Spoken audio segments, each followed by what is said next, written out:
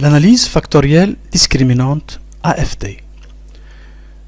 L'analyse factorielle discriminante AFD, ou simplement discriminante, analyse discriminante, est une des méthodes de la statistique exploratoire dont l'objectif est de décrire, d'expliquer et de prédire l'appartenance à des groupes ou à des classes d'un ensemble d'observations, individus, exemples, etc.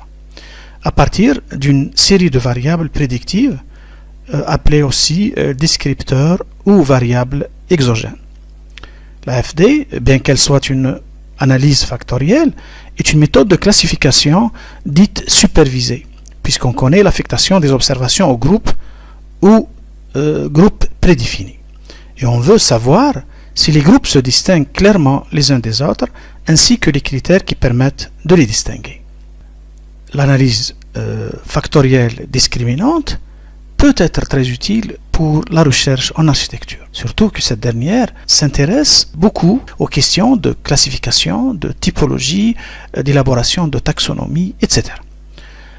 Pour l'exemple de l'analyse factorielle discriminante, nous avons repris un exemple que nous avons déjà utilisé dans d'autres vidéos, mais en l'adaptant particulièrement à l'AFD. C'est un échantillon d'école de différentes zones climatiques qui a été soumis à une évaluation des paramètres lumineux et sonores des salles de classe. 10 variables et 60 observations ont été utilisées.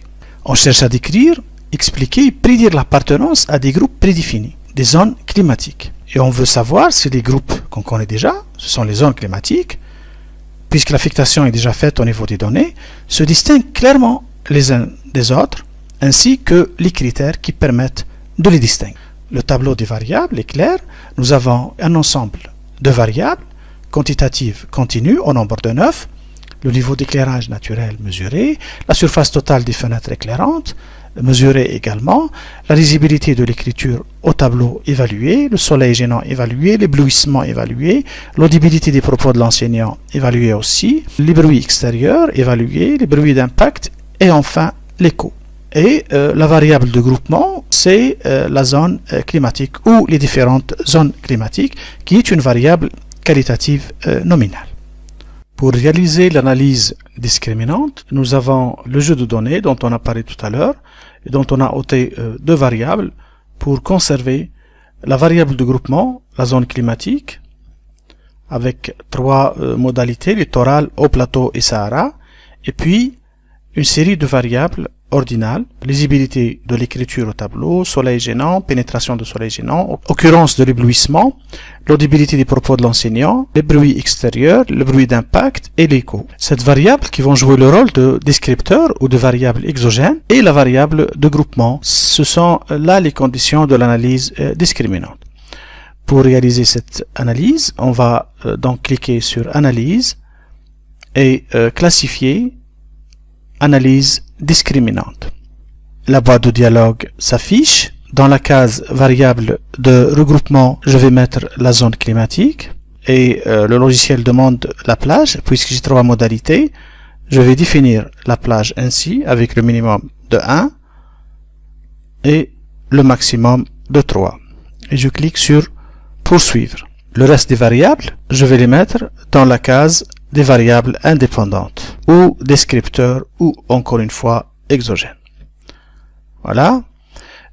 Pour les statistiques, je vais cocher les moyennes, le test de box. Dans la case coefficient, cocher Fisher et dans la case matrice, je vais cocher corrélation intragroupe et ensuite cliquer sur Poursuivre. Dans la boîte de dialogue classifiée, je laisse la probabilité a priori ou les probabilités a priori égales pour tous les groupes. Je peux opter pour égal pour tous les groupes ou si j'ai des groupes dont les tailles sont différentes ou les effectifs sont différents, je peux cocher la case à calculer selon les effectifs. Dans mon cas, puisque j'ai des effectifs équivalents, donc je laisse la première case cochée. Pour l'affichage, je demande les résultats par observation et je ne limite pas les observations, donc je vais laisser le logiciel libre de tout mettre. Un récapitulatif, un classement par élimination, Je n'ai pas de valeur manquante, donc je ne vais pas cocher cette option. Pour la matrice de la covariance, je vais laisser intragroupe coché. Et pour les tracés, éventuellement, je vais mettre tout groupe combiné. Voilà, je clique sur poursuivre. Pour le moment, je ne vais rien enregistrer. Je vais laisser cette option vide. Et je clique sur OK. Premier résultat de l'analyse discriminante, un récapitulatif de traitement des observations de l'analyse avec le nombre d'observations valide, 0 observation exclue, un total de 60 observations et un pourcentage de 100%. Le deuxième tableau affiche des statistiques de groupe avec pour chaque groupe prédéfini les différentes variables et leurs moyennes, écart type, etc. Donc, ce sont des données descriptives, de statistiques descriptives. Nous passons maintenant à deux tests importants qui confirment ou infirment la validité du modèle, à savoir le test de Box et le lambda de Wilks. Ces deux tests sont importants. Donc, on commence par le premier, le test de Box de l'égalité des matrices de variance.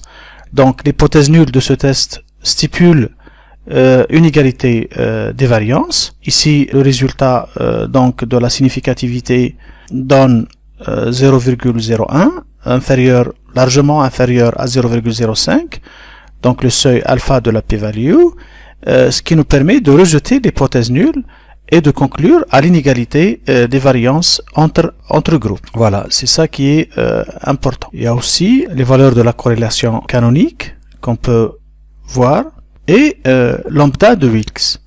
Lambda de Wilks est égal à 0,554 ou de 1 à 2, 0,075. 0,075, c'est ça. Avec une significativité fort importante, donc ce qui nous permet de conclure avec une significativité largement inférieure à 0,05 qui nous permet de conclure à la validité du modèle. Bien sûr, pour le lambda de Wilks à ce niveau-là, nous aurions préféré une valeur beaucoup plus basse, mais cette valeur est largement concluante. Nous avons aussi donc ce qu'on appelle des statistiques de classement, des probabilités a priori pour les groupes, des coefficients de la fonction de classement, enfin un grand tableau de statistiques d'observation pour chaque variable. Dans ce tableau, on a l'original, le nombre d'observations pour chaque observation, le groupe effectif, le groupe prévu, les scores discriminants, et puis le validé croisé dans la deuxième partie du tableau. Nous arrivons maintenant au graphique des fonctions discriminantes canoniques qui permet de visualiser en fait les trois groupes. On voit clairement que le groupe littoral donc se distingue de manière très claire. Il y a le groupe au plateau, chaque groupe possédant son centroïde, mais la frontière entre les hauts plateaux et le Sahara est une frontière un peu floue, dans laquelle il y a interférence d'objets ou d'éléments, qui confirme bien en fait les groupes prédéfinis qu'on a déjà prédéfinis, mais montre que si le littoral se distingue de manière très claire, les hauts plateaux et le Sahara entretiennent quelques confusions au sujet de certains objets ou de certaines modalités. Globalement, donc on a un tableau final qui synthétise les résultats du classement. Donc avec les remarques, petit a, 90% des observations originales sont classées correctement. La validation croisée n'est effectuée que pour les observations de l'analyse. Dans la validation croisée, chaque observation est classée par les fonctions dérivées de toutes les autres observations.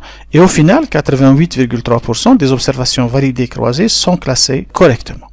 Donc, globalement, il y a des fonctions discriminantes des variables descripteurs ou exogènes clairement définies et démontrées par l'analyse factorielle discriminante. 88,3% des observations valides croisées sont classées, considérées comme étant classées correctement.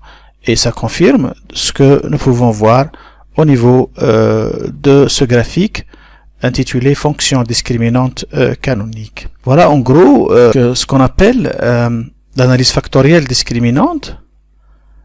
je pense personnellement que pour les chercheurs en architecture, dans le domaine de la ville et des disciplines parentées, que cette méthode est sous-utilisée. Elle est vraiment sous-utilisée. Je pense que pour les recherches typologiques, taxonomiques et trucs du genre, cette méthode peut apporter un plus non négligeable aux chercheurs. Voilà.